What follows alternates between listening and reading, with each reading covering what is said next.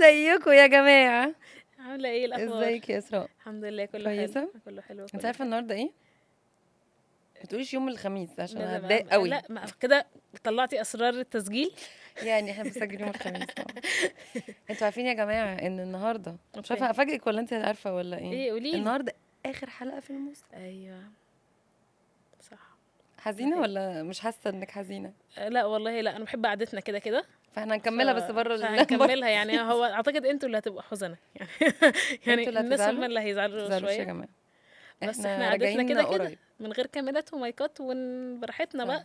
صح، براحتنا بقى فعلا. بس هم قالوا لنا لازم نخلص السيزون ده، أيوة. فاحنا هنخلصه. ولكن النهارده الحلقة عن الدعم. الدعم، فانت هتعمل شير وسبسكرايب نعمل كل عشان الحاجات دي تدعمونا يبقى عشان في بداية سيزون تاني. الموضوع. بس بداية الموضوع كده صح او كبس اعمل كل خلاص كل نقفل الحلقة ونمشي بقى يا جماعة. النهارده الحلقة عن الدعم. باي باي. ادعمونا عشان نيجي تاني. انتي اخبار الدعم ايه في حياتك؟ والله لما ابتدينا نبقى في اليوتيوب يعني متصورين، سرحت في حتة الدعم دي اللي هو ايه ده. اتبسطت جدا بالناس اللي بتتعاملنا طبعا من ساعة الاوديو مم. والناس حتى الجديدة جمهور اللي معانا. وهل الموضوع هيقف هنا؟ لا ما وقفش هنا. احنا نجيب الدعم من اوله صح، من بدأ من من الطفولة. زمان. والله من يعني سرحت في الموضوع ده فعلا. احنا من واحنا صغيرين بنبقى مستنيين الدعم. اول حد هيدعمنا اهالينا. صح. فكنت بشوف ان لا انا وانا صغيره يمكن كنت محتاجه دعم بطريقه معينه. انت عارفه ان الدعم طبعا انواع. صح يا طبعا الدعم طبعا ايه. صحصحي انواع، معايا بس كده يا هيكون ايه؟ لينا. صح صح، صحصحي انواع طبعا. انواع. اه فانا كنت بحس ان انا محتاجه دعم نفسي شويه. لا اكتر من اللي كان حاصل في حياتي عامه يعني. نفسي اللي هو ايه، انه احنا مؤمنين متفاهمينك بيكي، انتي جميله. متفاهمين. بس انا مم. متفهمه برضو ان انا كنت طفله شقيه لو تفتكري يعني. الحلقات كلها شاهدة فح... عليكي يا شيخة. فحاسه برضو ان وبعدين احنا برضو انا اخواتي احنا كتير يعني. ايوه حاسه دي ما وقفناش عندها. ودي من الحاجات اللي انا بركز جدا فيها مع بناتي انه بصراحه. كلهم ادعم. ياخدوا نفس الدعم. بحاول ادعم من اول بقى اللي هو انت الرسمه الجميله التحفه دي الشخبطه التحفه دي نعلقها على اه الحيطه. اه فابدا من اول احنا هنحتفل عشان انت ما البيبي ستيبس. وقعتش مثلا وانت بتصب الميه. بحب الحاجات دي. بحسها هي دي وبحب جدا اعمل ايه، اتكلم عليهم وهم موجودين. بس هل ده دعم ولا تشجيع؟ ليه بقولك بالسؤال ده؟ اوكي. لان انا مثلا بقع في الاشكاليه دي شويه مع الاشخاص اللي بقابلهم بعد كده. مهم. ما بيتحركوش في الخطوات الحياتيه، بيعطلوا جدا لما ما بيلاقوش التشجيع ده. بمعنى اوكي. انا بخاف على ابني مثلا انه اشجعه على الحاجات العاديه مش الانجاز، ومش قصدي برضه اقول ان الانجاز ده انجاز مقارنه بيا ليه هو. اوكي يعني مثلا شغال على بروجكت معين او بيعمل حاجه معينه وخلصها تمام. خلاص، هل اشجع او ادعم خطواته بشكل سيلبراتيف كده، او يعني يبقى شكل فيه احتفالي، اوكي. فيبقى هو مستني ده من المجتمع لما يكبر، انه اي خطوه انا باخدها مستني عليها دعم، او مستني الناس تسقف لي، او مستني التشجيع اللي ماما كانت بتشجعه لي زمان، والايمان اللي كان بابا مؤمن بيا زمان. أيوة. عشان اعرف اكمل فهعطل، ولا لاني كنت مدعوم كويس وانا صغير فمش محتاج، انا اهلي داعميني كويس. انا ده العطله اللي دايما الصراع اللي جوايا. طب هقولك انا دايما بحس ان في بينهم شعر. يعني انا ايه بحس ان الدعم مهم جدا ولازم نعمله. بس مش لازم نعمله باحتفال انت كسرت الدنيا انت يا نهار ما احلى نقفرش يعني. واحد تعمل في البوتي يعني. مش لازم نبقى كده يعني. مش لازم. بس ممكن. بس الحلو ان زي ما بقول لك واحنا راجعين في ايفنت انا هقول النهارده انا اتبسطت من ليلى في كذا وكذا وكذا وكذا وكذا. فاطمه فعلا عملت حاجه مع اختها الصغيره. ففعلا هقول للبدر اول لما يجي انت مش مصدق فاطمه عملت ايه. فاطمه عملت النهارده لسه قايله لفاطمه انا مبسوطه منك جدا عشان انت لما صحيتي ما صحيتيش نادين. ايوه دي خطوه يعني ليه عشان ايوه صح عشان تستمر ونكررها وتحس ان صح. هي. واستنت اول لما بدر جه قالت له بابي انت عارف انا لما صحيت ما صحيتش نادين. حست بالانجاز. ايوه. رائع. فمش هنهلل مش هنجيب تورته ونحتفل يعني. فبحس ان هي بينهم شعر ان احنا نقف عند ناكنولج فعلا بالظبط. وندعم الخطوات، ولكن ما نخليهاش انجاز فيحس ان هو دايما مختلف عايزه اي حد يسقف له، عايزه اروح اي حته الناس بالظبط، تسقف والناس لي، كان اللي عليها هو حلو ما والناس ما تعمل سقفوليش، اللي هو يبقى انتم مشكله فيكوا اصلا، دي مشكله اكبر. ايوه. فبحس لا، ان احنا نخلي يبقى في دعم مم. وسطي كده حلو جميل. لما حد بيعمل حاجه حلوه يا جماعه ما نقول له، حتى احنا الكبار مم. لما لو انت بتعملي حاجه حلوه وجيت قلت لك دي حلوه يا لينا هتتبسطي، صح. بس لو قعدت اقول لك دي تحفه دي مش عارف ايه هتحس وبتاع، هتحسي انك اوفر لا. مش درجه سوء. فاهماني؟ أيوة. فهي بحسها نفس الفكره. مم.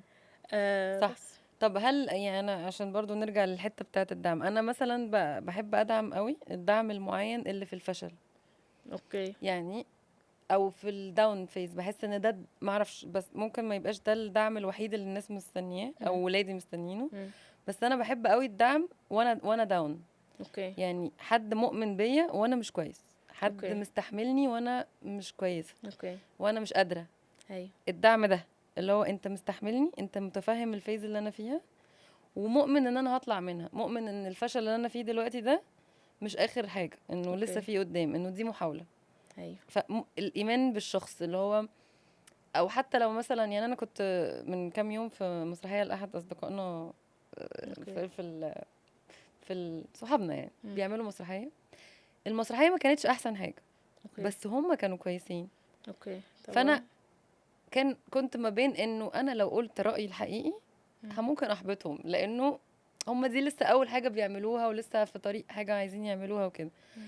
ف ولو ما قلتش رايي الحقيقي وجملته بقيت داعم، في معضله اخلاقيه كده بتقولي طب ما انا ممكن اكون داعمي اني اقول له الحقيقه فيحسن مثلا، او انه انت كنت كويس بس الحاجه دي مش صح. كويسه، فالمره الجايه اختار احسن، انت أوكي. كويس. اوكي. فاهمه؟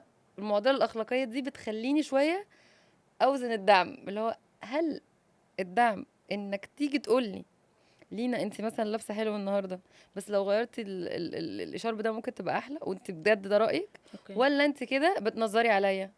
ايوه فاهمك. انت فاهمه قصدي؟ لا ما تقوليليش ان لبسي حلو يا ستي، مش عايزه منك ما انا حاجه. قلت لك مش انا نازله وعاجبني وزي الفل. بالظبط. بحس برضو على حسب مدى قرب الشخص اللي بيقول لك المعلومه دي. بس امم. احنا لو قريبين كده كده بتدعميني وانا فاهمه ان انت جايه تقولي لي ده فعلا علشان لو غيرت حاجه هتبقى احسن، هتقبلها جدا. لكن بقول لك ايه، صباح الفل، لا احنا اصحاب ولا احنا حبايب ولا احنا اصلا قاعدين مع زقي معانا كده القعده تحفه لبسك رائع. ما تجيش تنظري عليا يا بنتي، انا شايفه الاشارب بتاعك منسل وساكته، يعني فاهمه ممكن نوصلها لهنا. لا يعني عامه انت عارفه انا مش عارفه، انا مش عارفه يعني ايه منسل، لسه عارفاها مثلا من سنه. انا مهتمه قوي اعرف عرفتيها ازاي. واحده قالت لي انت بنطلونك منسل، ما انا مش فاهمه، فقلت لها يعني دي حاجه حلوه ولا مش فاهمه، فقلت لها لا هو كده. ف فما ردتش عليها. وبعدين بعدها بكتير قلت ماما هو يعني ايه منسل؟ انا مش فاهمه يعني. أيوة. منزل يعني ايه منسل دي؟ انا مش فاهماها. فقالت لي منسل اللي هو زي متقطع شراشيب مش عارف ايه وكده. وطلع هو كده، هو اصلا كانت موضته كده، اصلا موديله كده كمان يعني كان منظر عليا بس زودت المفردات بتاعتك، بقيت عارفه يعني ايه كلمه الشبشب بقى. كفايه دعم من النوع ده مبدئيا. والله ده يعني ده سيء. انا بحب ندعم وتبقى الدنيا لطيفه لذيذه ونقولها. وانا بشوف ان اهم من الدعم اسلوبك في الدعم. صح، اهم الشغل تظبيط الشغل. والله اصل انت هتيجي تقول لي انا عشان بدعمك، انا عشان بقول لك الحقيقه، اللي انتوا اتكلمتوا فيه ده قرف، او اللي انتوا لابساه ده وحش، او تربيتك صح.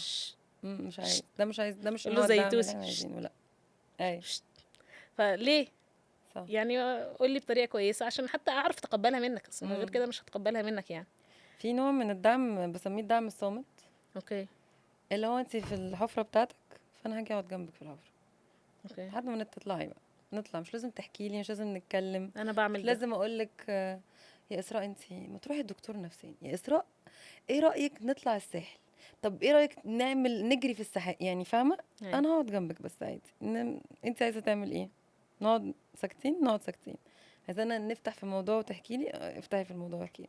الدعم الصامت ده والله العظيم من اكتر الحاجات اللي احنا بنأندر استيميت وبنحسه انه هو يعني ما كاني قعدت لوحدي. لا اني اقعد لوحدي وحاسس اني لوحدي في المشكله، غير وانا قاعد ساكت وحاسس ان في حد قاعد جنبي، اقعد جنبي عادي. وبحس ان انا هقول لك انا الدعم ده ما عرفتوش اصلا غير لما خلفت. اللي هو صامت، الدعم الصامت. انا مش ناقصه دوشه. لا بجد والله هتكلم بجد، ما كنتش عارفاه قبل كده. لما فعلا بقى عندي اطفال وبقوا يعدوا بتانترمز وبقوا الدنيا عندهم، فبقيت فاهمه ان انا مش هقول لك خشي على اوضتك او مش هزعق لك، بس انا قاعده جنبك لحد ما تبقي احسن. ايوه بالظبط. انت محتاجه تبقي احسن بالظبط، بس انا موجوده، انا جنبك. صح. ودايما بقول انا بحبك. انا مش معنى ان انت مكتئبه مثلا او نفسيتك وحشه او بتعيطي او ايا كان ايه ان انا مش بحبك. لا انا بحبك ومتقبلاكي حتى وانت كده، بس انا عايزاكي تبقي احسن ليكي وانا موجوده، انا مش رايحه في حته. فاطمه اكتر واحده عندي لسه مش بتعرف تسيطر على مشاعرها قوي، واكتر واحده عندي بتمر بالتنترمز. بكون حريصه كل مره وانا قاعده معاها اقول لها انا قاعده جنبك لحد ما تبقي احسن. مش هعمل حاجه ولا هقول لها مش هحللها مشكلتها، مش هحللها مشكلتها ومش هعمل اي حاجه. انا بس جنبك وقت ما تبقي احسن، وخليكي عارفه ان انا بحبك لحد ما سنه تبتدي اقول لها يلا طب نحضن بعض، تعالي نحضن بعض شويه.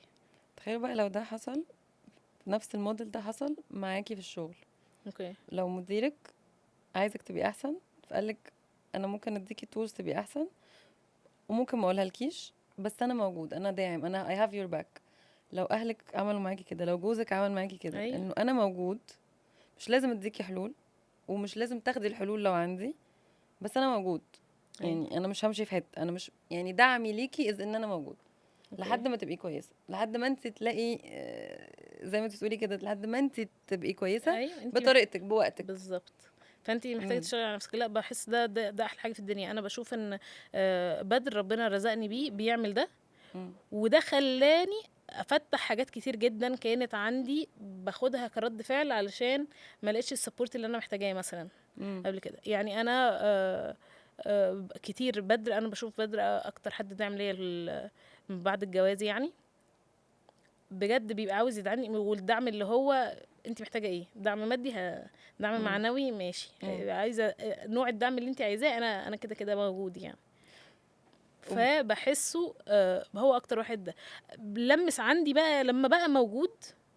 لمس عندي ان انا كنت شخص مش سهل اخد من حد كومبليمون، مش سهل. دايما ببقى شايفه ان بجد اوفر، هو انا بجد بعمل حاجه حلوه، هو انا فعلا اصل بشوف ان طب انا لو عاملاها حلوه ليه دايرتي القريبه ما قالتليش؟ ايوه انت بتجاملني، فانت من بعيد جاي تقول لي ان انا بعمل حاجه حلوه. دي غريبه قوي دي. كويس انك يمنشن موضوع دايرتي القريبه. ايوه ده موضوع تريكي.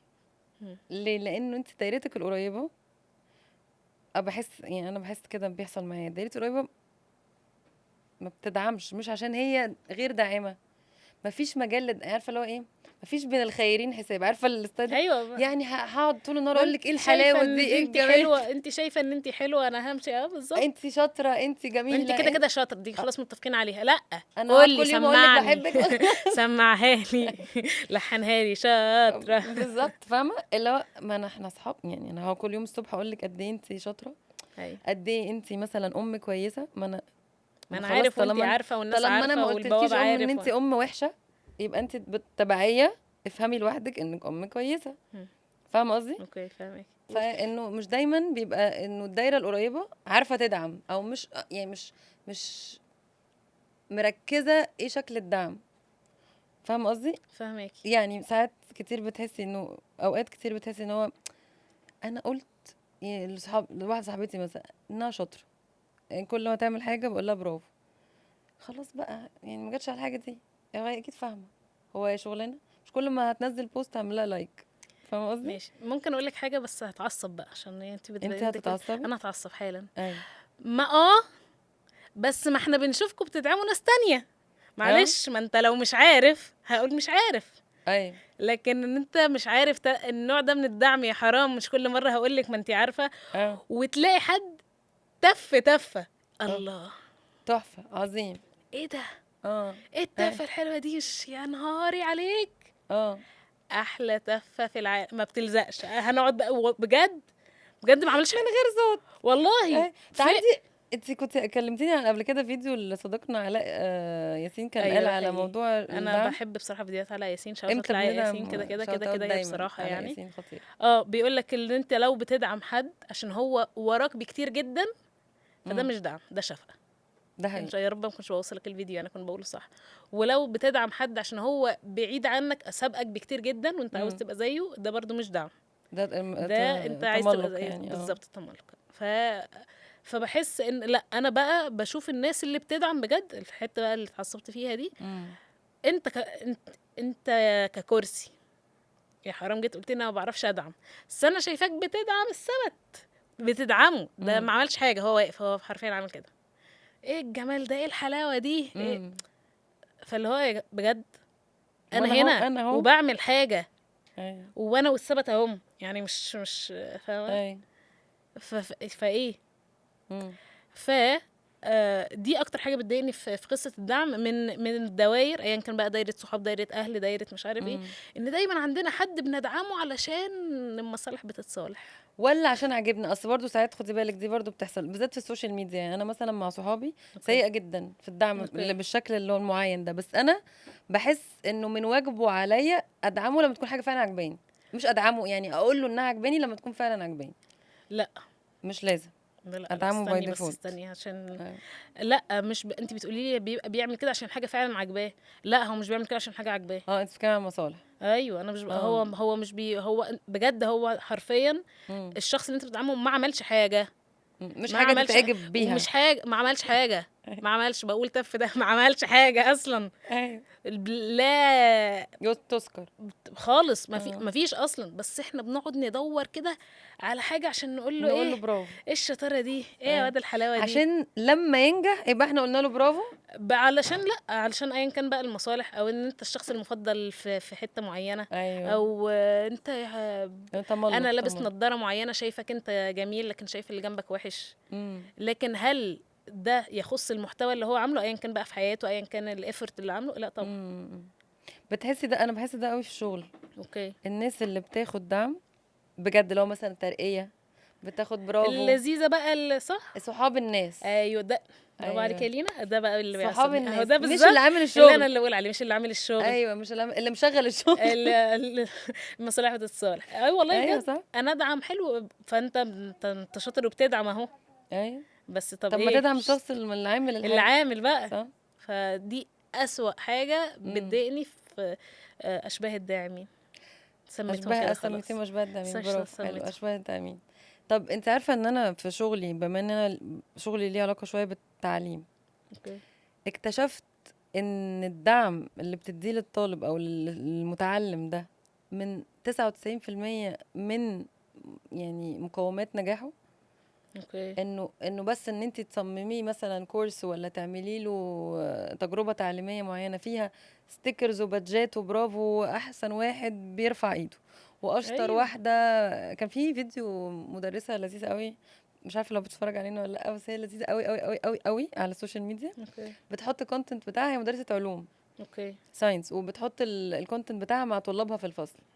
يعني هنحاول لو عرفنا ان الشباب يحطوا المنشن بتاعها. انا بحبها بصراحه دي، بحب ادعمها يعني. انا ما اعرفهاش بشكل شخصي، بس هي بتعمل حاجه لذيذه قوي، بتقعد تعمل لطلابها، تديهم هدايا بشوكولاته وما اعرفش ايه، شوكولاته لاحمد عشان قاعد ساكت في الفصل طول اليوم، وشوكولاته لرنا علشان عملت الواجب 3 ايام ورا بعض. فطبعا لو رنا عمرها ما حلت الواجب، هتبقى عايزه تحل الواجب تاني، انت فاهمه؟ ولو فعلا حلته يوم وشافته متقدر هتحله تاني يعني. هي استحاله الشخص رنا دي ايا كان قررت فجاه انا هحل الواجب 3 ايام ورا بعض، لا هي حلته يوم، لقيت فيه دعم، ولقيت فيه كلام حلو، ولقيت فيه نتيجه ايجابيه، ومدرسه شايفه المجهود اللي انا عملته بالزبط. وهتقول اسمي وهتسقف لي في الفصل رغم ان انا ما عملتش. طب ما نعمل تاني، مش بالضروره يكون حلته صح. لسه كنت اقولك مش ضروري اكون حلته صح، مش ضروري اكون سطرت، مش ضروري يكون خطي حلو، مش صح. ضروري اكون عاملها بيرفكت علشان انول الدعم. صح، برافو عليك، دي مهمه. لا وهي كمان ايه، لو في حد عملها بيرفكت هتدعمه برضه، هتقول له أيوة. برافو احمد النهارده عمل بخط حلو. أيوة. فاهمه قصدي؟ يعني هو دايما في روم للدعم على اي افرت انت بتعمله. فدايما اللي بادئ ده ما كانش بيعمل واجب خالص، هيروح يبقى جايب 100%. ليه؟ لان صح. انت كل خطوه هو بياخدها المدرسه بتسقف له بتديه شوكولاته بونبونيه ما اعرفش أيوة. ايه، تقعد تدبس لهم حاجات في الورق بتاع الامتحانات، حلو جدا. تحط لهم ميمز على مثلا أيوة. الورقه دي. ناس اتبسطت منها والله، الولد دمه خفيف، بصوا الغلطات بتاعته عامله ازاي، كاتب ما اعرفش ايه بدل ما اعرفش ايه، أيوة. ها ها، فاهم؟ حلو فهو جدا، حلو جدا فاهم، والله. هو متقدر. فالمره الجايه انا هذاكر بس ساينس عشان الميس بتعمل معايا كده. ايوه صح. بس انا الميس بتدعمني، بتسقف لي على اي حاجه انا بعملها. وحاسه ان ده كمان هيبقى مريح اصلا ليها. ليه؟ لانها بتبص على النص الكوبايه المليان بقى. بالظبط انا بالظبط. مش هبص ان هو مش عامل، لا ده انا هبص على الحاجه الحلوه اللي عملها. شكرا. بالظبط. ده انا دي هي. كمدرسه، ما انا ممكن اشاور على انه انت يا ابني ليه يا حبيبي عامل بخط مقرف كده، ثانيه واحده، انت 3 ايام فين اليومين الفاضلين في الاسبوع؟ صح. ما انا هقعد بقى امسك له معظم الناس، معظم المدرسين زمان لو تفتكري طب. بيشجعنا امتى؟ لما أي. نجيب 10 من 10 في الامتحان. ايوه، انا في جبت 9.5، انا جبت 9. انت عارف ان انا اصلا لما بدأت كنت جايب 5 بقيت جايب 8. انا لا جيت من 5 ل 8، لا مش مهم اللي كنت هنعديه المفروض تجيب سقف. 10 اصلا، مش بس بالظبط يقول لك شاطر، يقول لك 8، يعني مش كنت تجيب 10 بالظبط جدعا بقى عشان المره الجايه تجيب 10. بالظبط. ده انت ولا ايه؟ ده كلنا اتربينا كده، انت فاهمه ازاي؟ ايوه ايوه انا عارفه. انا جاي من 5 يا بيه. وده مخلينا بجد، انا بشوف ان احنا في جيلنا، جربي تقولي لحد على حاجه حلوه، مجاملات هيتخض. او انت بجد عايزه مني ايه؟ بجد دي حاجه حلوه، بجد انت عملت حاجه حلوه، بجد انت انت عايزه شكلك ايه؟ حلو النهارده. والله العظيم انا مؤخرا بقالي فتره لما بلاقي حد لابس حلو وشويه برضو مجاملات بقول له لبسك حلو. والله على كميه النظرات التعجب اللي بشوفها اللي هو أمم. بجد دي غريبه جدا، انا بقول لك حاجه حلوه. لا مش مصدق. ميرسي شكرا. ميرسي يعني. لا اتعلمنا نرد على الحاجه اللي نقول شكرا ازاي، ولا صح. عشان والله. ما اخدش دعم كفايه ما صغير يعني. فكره بالظبط. كانت اسماء عماد صديقتنا مره معايا ايوه. واحنا بنشتري حاجه، بناكل بنجيب اكل يعني، فانا واقفه بدي كاشير فبيقول لي حضرتك الاوتفيت حلو، فانا بقيت ببص حواليا كده، لا بتاع مين؟ فالواد بدأ يبص الاسماء اللي هو انا عملت حاجه غلط، انا مش قصدي اعكسها والله، انا بجد يعني. فبدأ وشه يقلب الوان، ولا لا متنحه تتنيحه، هو عايز ايه؟ فبيقول لي انا اسف والله، انا قصدي اقول لحضرتك يعني الاوتفيت حلو. قلت له بتاعنا اللي هو اسماء بتقول لي ما تديله بالنار احسن. خلاص ما يعني. تديله بالنار. بس انا متفهماكي برضو، يعني انا متفهماه ومتفهماكي. في لان عطله في احنا النص كده اللي هو مش بالظبط، ده مش احنا مجاله. واحنا في العادي مش بنتقبل ده من حد، وده مش، وفي دايما اللي بيجي يقول كده بيبقى فيه حاجه. انت ولا انت ولا انت اغراضك خبيثه يالا. ايوه انت تقول لي نشرب قهوه بقى في اون ذا رن وكده في الاخر مثلا احنا في اون ذا رن دلوقتي. فعشان من كتر ما احنا اتحطينا في الاغراض الخبيثه الدنيئه دي، لا ما تقوليش يا سيدي ما صح.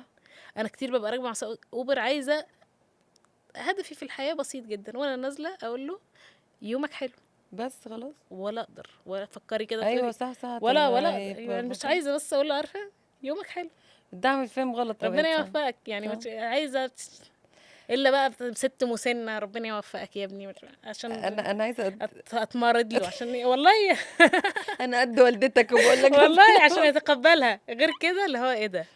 ايوه عايزه ايه الست دي؟ فاهمه ده بقى عايزه حاجه هي برضه اغراضها خبيثه ايوه برضه اصلا هنقعد. فاحنا في عالم عايزه عبث. اديكي مثال اكستريم قوي للدعم ماما بتعمله. اوكي. ماما كنا مره في النادي، فالمطعم بتاع النادي عاده بيبقى على قد حاله يعني كده، ولكن بجد المطعم بتاع النادي دايما من واحنا صغيرين المطعم ده بالذات الشيف بيبقى كويس صفة يعني. فماما مره راحت، كنا في رمضان فطرنا، انت عارفه القصه دي؟ عارفاها؟ هي بتضحكي من قبلها. هي حكت لي عليها، هي ايوه هي اللي حكت عليها. بجد يا جماعه هي عجبها الاكل، ماما لم تتوقف عن انها تشكر الناس على الاكل. يا جماعه معلش يا لينا، انا بحب مامت لينا جدا والله. ايوه بجد بجد خطيره. ماما هتاخد الدعم للاكستريم. بص انا هدعمك لحد ما انت تتخض جدا، انت هتتخض ومش هتفهم ده ايه. فهي ماما قامت تعمل سيرفي على الترابيزات الاخرى، يا جماعه الاكل عجبكم النهارده والله العظيم لا يكون اكلي بس اللي حلو، اتاكد ان كل عجبكم الاكل النهارده بجد. فقامت ماما بعد ما اتاكدت ان كل الاكل الناس مش صدفه، الناس اصلا بدات تتخض وهي اللي هو بتاكل. ايه ده، في ايه، انت مفتش الجوده؟ ايوه النهارده الاكل عجبني، ايوه بجد. وقامت قالت للويتر لو سمحت نادي الشيف. فطبعا الشيف طالع مرعوب بس جدا. لو في حاجه لا تناديه لي نادي الشيف لو سمحت، وبوكر فيس يعني. ايوه لو سمحت هات لي الشيف. وبعدين الشيف طلع عادي جدا، خايف جدا كأي شيف في اي مطعم اتنادى هيبقى فيه مصيبه يعني، فاهم؟ قامت ماما واقفه ومسقفه برافو. للمطعم والناس بدأت تسقف للشيف، وانا عايزه اجري من اي حته بقى، لو اكيد لا لا لا لا لا ماما بتعملي كده ليه؟ انت بجد رائع بجد، الناس كلها اللي قاعده بتاكل مبسوطه، شكرا يا شيف. ماما هتديله وسام، هتديله درع دلوقتي. ايوه بس ده بقى الفرق بين الدعم ده والدعم ده اللي كنت بقول لك عليه. يعني عادي ناديلي الشيف تسلم ايدك الاكل حلو، وانا لفيت على الترابيزات وكلهم قالوا حلو، بس لا احنا سقفنا له وعملنا له ممر الشرف ده ريد كاربت، وادينا له والراجل من كتر ما هو يا عيني مخضوض قال لها والله يا فاهم. فندم انا ده شغلي يعني يعني تشكري على ايه؟ انت مش ده شغلي بجد، شكرا يعني. ده نفسي في الاكل عملت بجد ما عملتش حاجه حرفيا يعني. ماما الدعم اوفر جدا يعني لو كان بيكفي بس انا فعلا. بحب دايما فيتا بصراحه بس اقول هندعمك بص هي الصراحه طبعا، لان فيتا عندها الحته بتاعت ان هي بتدعم برضو، بس لو برضو عملت حاجه غلط ده انت هتدعم لي الدعم ده ويلا على البوكس. بالظبط. بس خدي بالك هي بقى لما بقول لها ماما ده اوفر جدا، ليه عملنا ليه وصل ليه ايه التصاعد في الاحداث زي ما عادي عمل اكل كويس يعني. قالت لي لا ليه هيروح البيت مبسوط جدا وهيجي تاني يوم الشغل بجد سعيد وهيعمل احسن ما عنده. ايوه صح، الافوره ده دي حقيقي. هتقعده كام يوم بيعمل اكل حلو برضو بس هتبقى ايده مبسوط. بتترعش يعني يا نهار اسود كل ما يفتكر ايده بتترعش سنه يعني هنعمل ايه مبسوط بس. انا النهارده قال لي هيروح البيت هيحكي لبيته قد ايه هو كان شاطر في شغله لدرجه ان الناس عملت كده. ايوه يا ماما صح صح ده انا حقيقي اتفق بجد. بصراحة. بس بتقولي بتخيلي لو الناس كلها عملت كده بجد، لو قلت ماما الناس لو عملت كده هنعيش في اليوتوب يعني أيوة إن ده. كلنا قاعدين فراشات نازله بقى. قالت لي بس لما بقى بيعمل اكله وحشه كل الناس بتقول، بس انت عارفه ان انا لما على حد السوشيال بيعمل ميديا اكله بقى. وحشه مش بقول يعني انا، أو يعني لو انا بحب يعني لو اكتر هقول في حاجه بقول في الحلو، لكن الحلو لو في الاكل الوحش الحلو في الديزرت يعني لا في الحاجه الحلوه لما حد بيعملها بكون حريصه ان انا اقول طب عمل وحش ما بتقوليلوش؟ لا ما بقولوش. عفى الله مثلا اصل خلاص لو مطعم مش هاجي تاني مثلا، او لو او ممكن اجي تاني واشوف يمكن هي كانت لكل جواد كبوه. انت فاهماني؟ ولو يعني انا بصي كنت زمان بتخانق ولو تقديم محتوى هعمل يعني مش بحس انها لازم، لا انا لازم افوقك فوق وفوق وفوق. لا انا مش لدرجه فوق وفوق، بس بعمل حاجه شويه يعني. انا او انا ما اعرفش، انا في شغلي وفي حياتي عامه حتى مع ولادي احب قوي اللي ينبهني، بس ينبهني بالطريقه يعني مش لازم يحرجني او مش لازم يعلق لي المشانق، بس يفوقني وانا اسال بحس وانا اسال. لا هقول لك بقى اللي بيحصل ايه. يعني اوقات بنعمل حاجات، انا هقول لك معلش، اوقات بنعمل حاجات ممكن نبقى مش راضيين عنها او مش حابينها قوي او بس بعملها لاسباب تانية في دماغي. مثلا انا فاكره لما كنا بنتكلم في حلقه مثلا الفراغ، انا عشان بدفن نفسي دلوقتي في حاجه، او لما كنا بنتكلم مثلا في حلقه التجميل، انا رايحه اعمل اجراء تجميلي معين علشان اقفل فولدر معين في وحش، خلاص مش لازم اكون مش في انا ما سالت. بحس في اوقات انا ما سالتش فانا مش عايزه اجابه، انا اصلا مش عايزه حد يصحيني يقول لي ايه الخرا اللي انت بتعمليه ده وحش ما تعمليش كده، انا مش عايزه حد يفوقني يقول لي ده. فبحس ان الكلام بالنسبه لي يعني الكلام السلبي انا مش بقوله ابدا غير لما احس ان اللي قدامي قادر متقبل يسمعه وطلب ان هو يسمعه. ايه رايك في محتوايا؟ لا تعالى بقى انت سالت. ايوه فاهمه. او ايه رايك في لبسي؟ وبعدين في حته اللبس دي عندي حاجتين مثلا برضو. خد رايي في اللبس قبل ما تشتري، اقول لك رايي بعد ما تشتري هقول لك حلو. عايزه اقول لك لحاجه ليها علاقه بالمحتوى بتاع الاكل برضو. مره كنت باكل انا واصحابي وكان فاتوره كبيره يعني، وبعدين انا كنت باكل سلطه كان في شعرايه في السلطه. فانا طبعا اديت الراجل مش هقدر اكل فيها شعر، خد السلطه وبعدين في الفاتوره الكبيره جدا حطت السلطه. لا ده فانا اي حد مكاني هيتضايق جدا ويتخانق ويشيل السلطه وازاي عملت كده. انا ناديت الراجل قلت له لو سمحت الفاتوره دي ناقصه حاجه، انا اكلت الشعرايه انا اكلت السلطه فيها شعرايه، هدفع السلطه دفعني ثمن الشعرايه انا اكلتها حطها بقى اتفضل بالفاتوره في حط لي شعر هدفع كل الفاتوره دي اتفضل. هو عمل ايه بقى؟ اعتذارات بقى ونزل لهم وخصم نص الفاتوره وبتاع عشان انا ما عملتلوش بقى بيج ديل اوت اوف ات وهفتحكوا على السوشيال ميديا وهعمل فيكوا وهسوي. لانه وارد بيحصل، يعني بيحصل، ما انا في شغلي بعمل اخطاء كتير. ايوه فاهمة؟ وما نجلدش بعض يا ما جماعه، نجلدش، يعني ما نجلدش بعض بس يعني. نقول. يعني انا بالظبط. بالنسبه لي لا بقول وانا بوينت لو الاخطاء مكانك طبعا عادي. لا مش هدفع ثمن السلطه ولا الشعريه ولا بقيه لا مش للدرجه لا برضه مش عشان ولا بايد الفاتوره بقى ولا بقيه وبقى الفاتوره بقى وصلني للبيت بالظبط. لمي لي تيك اواي. في ناس مش بتعمل كده، للدرجه بس. اللي هو انت حاطط لي دي يا نهار اسود، ده انت بقى بقول لك ايه، ده انا مش هدفع الفاتوره لا كلها وابقى اعمل اللي انت، ده انا هصورك على السوشيال ميديا وابهدلك واحط اسم. لا بحب احنا كده نبقى هاديين كده. اه. طب بمناسبه الدعم بقى، احنا عايزين انه الناس اللي بتشوفنا وبتسمعنا تدعمنا اه عشان يبقى في سيزون جاي.